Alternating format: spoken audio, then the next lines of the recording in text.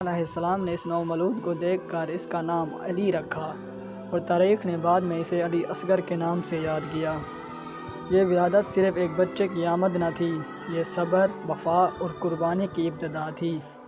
کربلا سے پہلے ہی اس بچے کا مقدر لکھ دیا گیا تھا کہ وہ بغیر بولے حق کی سب سے بلند صدا بنے گا۔ آج ہم ولادت مناتے ہیں تو صرف خوشی نہیں، ذمہ داری بھی یاد کرتے ہیں۔ یہ بچہ ہمیں سکھاتا ہے کہ عمر چھوٹی ہو مگر مقصد بڑا ہو تو تاریخ خود سلام کرتی ہے۔ اے شہزادہ علی اصغر علیہ السلام، آپ کی ولادت مبارک ہو۔ آپ کی پیاس نے ہمیں ایمان سکھایا اور آپ کی قربانی نے اسلام کو ہمیشہ کے لیے زندہ کر دیا۔ سلام ہو آپ پر، سلام ہو حسین پر اور سلام ہو اس قربانی پر جو قیامت تک کی پہچان رہے گی۔